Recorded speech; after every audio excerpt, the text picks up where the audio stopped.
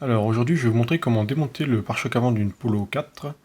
Vous verrez, il n'y a rien de bien compliqué, simplement beaucoup de vis à dévisser. Alors on va commencer bien sûr par ouvrir le capot en premier. Une fois le capot ouvert, vous allez commencer par dévisser la calandre avant. Donc pour ça vous avez 4 vis, vous voyez là, qui sont dans ces trous. Donc voilà, ce sont des vis en Torx 25. Donc voilà l'outil en Torx 25, donc j'ai pris une clé.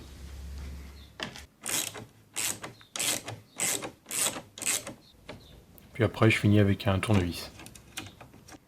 Et bien sûr, on récupère les vis, alors avec un aimant, parce que là, le trou était trop petit pour passer les doigts. Alors ensuite, pour finir de démonter la calandre, vous allez avoir 4 clips à défaire.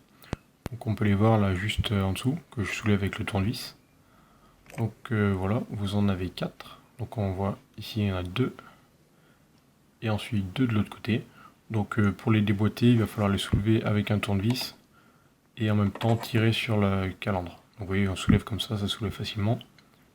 Et on tire sur la calandre en même temps. Une fois qu'ils sont déboîtés, on peut tirer et la calandre s'enlève. Donc voilà à quoi ressemblent les clips vus du côté. Et donc on voit qu'ils viennent se prendre dans ces petites pièces en plastique. Alors ensuite, on va enlever les vis qui sont sous le pare-choc. Donc vous en avez 4 à défaire. Là on peut en voir 2 qui sont sur le côté gauche de la voiture. Et puis vous en avez 2 autres en symétrique sur le côté droit. Donc voilà, c'est du Torx 25.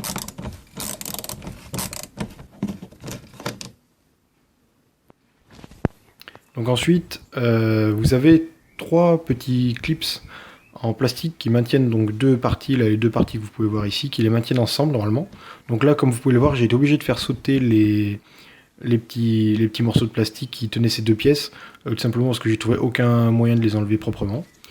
Donc plus tard, je verrai comment je les remplace. Est-ce que je mettrai peut-être une vis, je sais pas trop. Donc vous voyez, au total, il y en a 3 des clips comme ça à enlever. Donc vous pouvez les faire sauter et puis mettre une vis après.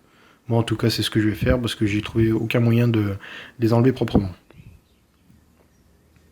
Après on va donc s'occuper des vis qui sont au niveau des ailes avant. Donc là sur le côté droit vous allez avoir 5 vis à enlever. Donc 1, 2, 3, 4.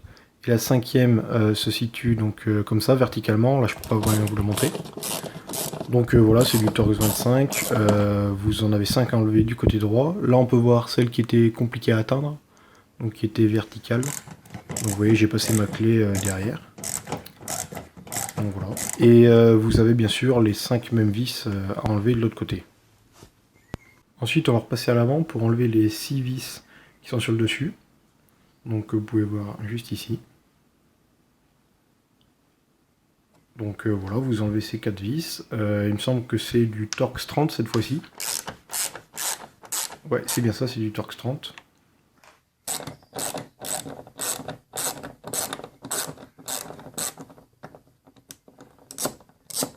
Donc là, on va enlever cette pièce en plastique que vous voyez ici. Donc on a juste une petite vis ici, donc c'est un embout normal cruciforme. Donc une fois que vous avez enlevé la vis, vous pouvez tirer comme ça sur le côté, et ensuite, voilà, vous tirez, vous faites glisser sur la droite comme j'ai fait. Donc là vous avez accès à ce gros clips en plastique qui maintient le pare-choc sur le reste de la structure de la voiture. Donc il va falloir le déboîter. Donc pour ça vous pouvez glisser un tournevis fin au niveau du clips quoi. Donc vous voyez là on peut facilement le faire bouger. Hein. Donc ce qu'il va falloir faire c'est appuyer dessus tout en tirant sur le pare-choc, voilà. Et comme ça se déclipse. De l'autre côté, on a à peu près la même chose, à une différence près, c'est que là, la pièce en plastique ne s'enlève pas. Et on a une petite sonde à enlever, donc vous voyez juste ici.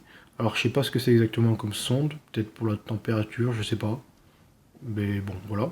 Donc le tout, de toute façon, c'est qu'il faut l'enlever. Donc vous poussez juste comme ça avec votre doigt, et vous voyez, la sonde tombe derrière, elle s'enlève. Alors ensuite, il va falloir déclipser, vous voyez, vous avez le même clips que de l'autre côté. Donc il va falloir là aussi déboîter le pare-choc, mais c'est un peu plus compliqué, puisqu'il faut réussir à passer un tournevis tout au fond. Moi j'ai utilisé ce tournevis un peu abîmé là, qui a plus le manche, donc ça m'a permis en fait de le passer à travers les grilles, Et donc j'ai pu le déboîter. Donc je vous ai pas montré ça parce que c'était un peu dur à filmer. Donc ensuite, vous voyez le pare-choc commence à tomber de lui-même. Et puis vous avez plus qu'à tirer dessus vers l'avant. Donc si ça bloque un peu, vous pouvez tirer au niveau des ailes, puisque à cet endroit-là, le pare-choc est guidé sur des espèces de rails. Donc voilà, ça vient.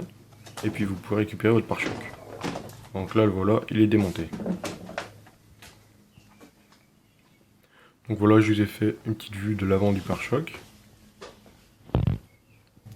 Et là, donc, l'avant de la voiture, à quoi il ressemble sans le pare-choc. Donc on voit ici les 4 petits guides où le pare-choc venait se prendre. Les 4 trous des passages des vis au niveau des passages de roues. Ici on a une prise d'air, le pare-choc en lui-même.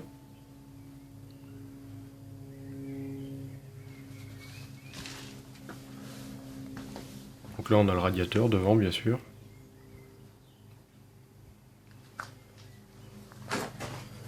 Ça c'est donc le support où une partie du pare-choc était fixée. Et là donc on a des espèces de capteurs qui ont l'air des prises d'air, je sais pas exactement à quoi ça sert. Ici on a la sonde qu'on a déboîtée tout à l'heure, qu'il faudra remboîter après bien sûr.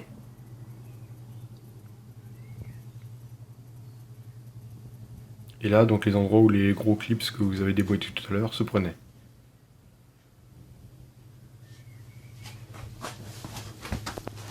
Alors ensuite, ici on a un tuyau qui n'est relié à rien. Alors ça c'est normal, je me suis renseigné, c'est normal. Ici vous avez votre réservoir de lave-glace, donc c'est la raison pour laquelle moi j'ai démonté le pare-choc, puisque j'avais une fuite au niveau de la pompe de lave-glace, donc il a fallu que je la change. Donc là en fait la pompe avait déjà été retirée auparavant, et là j'ai plus qu'à mettre la nouvelle. Donc ça c'est l'ancienne pompe. Donc elle avait une fuite au niveau de la jonction entre la pièce blanche et la pièce noire ici.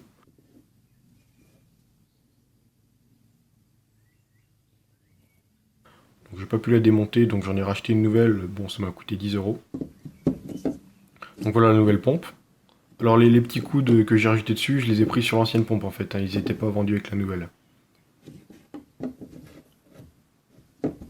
Donc voilà, je vais pouvoir remettre cette pompe. Ici on voit qu'on a le branchement, qui est identique à celui de l'ancienne pompe.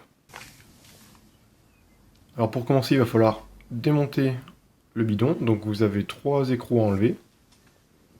Donc voilà, il y en a un au niveau du bouchon, ici. Et puis le troisième, il se trouve juste là, au niveau de l'endroit où le tuyau fait un coude. Donc une fois que ces 3 écrous sont enlevés, vous voyez, vous pouvez décaler le bidon. Alors vous pouvez pas l'enlever entièrement parce qu'il est bloqué par le support de la batterie, donc il faudrait démonter la batterie, etc. pour l'enlever plus, donc c'est pas d'intérêt. Là on a déjà un bon accès. Donc vous voyez la pompe, hein, il suffit de la mettre dans le bidon, comme ça vous avez ici la petite tige qui dépasse de la pompe. Il suffit de la mettre à l'intérieur. Et voilà. Donc voilà, vous la mettez en position, vous enfoncez et c'est tout. Voilà, donc la pompe est fixée. Ensuite, vous pouvez vous rapprocher la pompe et vous pouvez brancher donc, le connecteur électrique. Donc là pareil, vous avez juste à l'enfoncer. Et puis après, il va falloir reconnecter donc les 2 petits tuyaux. Un qui va au pare-brise avant et un qui va au niveau de la vitre arrière. Donc là aussi, vous rapprochez votre bidon parce que les tuyaux sont pas bien longs. Et donc tout simplement, il suffit de les enfoncer, de les rentrer de force dans les petits coudes. Donc voilà, pas bien compliqué. Alors ensuite, vous pouvez remonter votre bidon, donc vous avez juste à remettre 3 écrous, et puis c'est bon. Donc, je vous montre un peu comment remettre le pare-choc. Donc là, vous voyez que vous avez les 4 guides. Donc je vous montre. Donc en fait, là, il va falloir y faire prendre le pare-choc dedans. Ensuite, vous avez 2 guides sous les phares aussi, même 3, non, où il va falloir y faire passer donc ces 3 languettes là, que je vous montre juste ici, voilà. Il faudra aussi, donc vous voyez cette languette ici, qui devra venir dans ce guide, qui est juste là. Donc bien sûr, la même chose de l'autre côté. Hein. Au milieu, vous avez ici, dans cette encoche, il va falloir faire passer la languette qui est juste ici.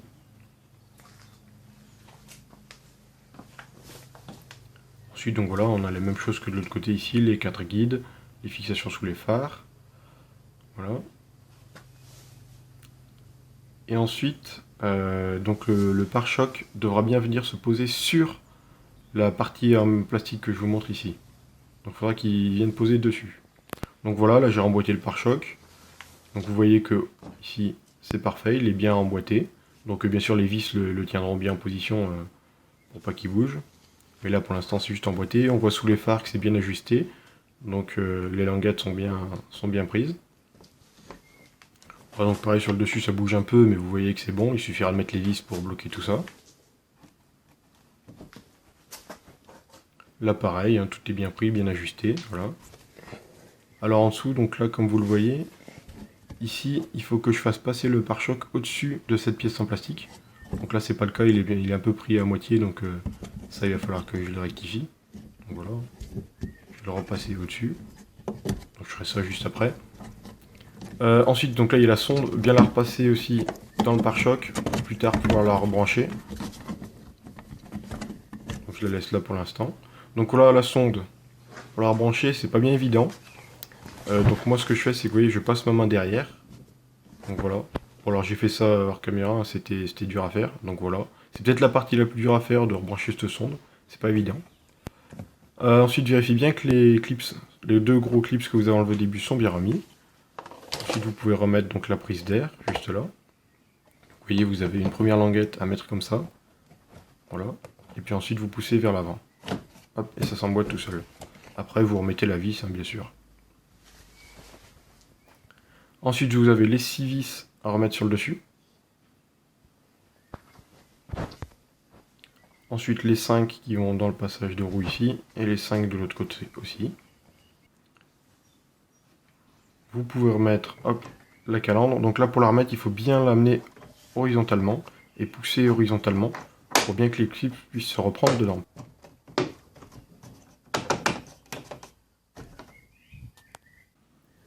Donc en dessous, bien sûr, il faudra avoir mis les 4 vis que vous aviez enlevés tout à l'heure. Donc là, sur la partie du milieu, par contre, le pare-choc va en dessous des pièces en plastique. C'est-à-dire que sur les côtés, il est au-dessus, et puis là, il est en dessous. Et là, vous voyez donc le jeu laissé par les clips que je n'ai pas remis pour l'instant, puisque j'ai rien trouvé pour les remplacer. J'ai pas de vis qui allait. Il faudra que j'en trouve, mais vous voyez, vous pouvez rouler comme ça pas un problème. Ça bouge de 5 mm au maximum. Donc voilà, bah, c'est tout pour cette vidéo. Donc bon, au final, c'est pas si difficile que ça d'enlever le pare-choc. Ça prend juste un peu de temps, un peu mal de vis à défaire, quoi. Mais sinon, ça se fait bien.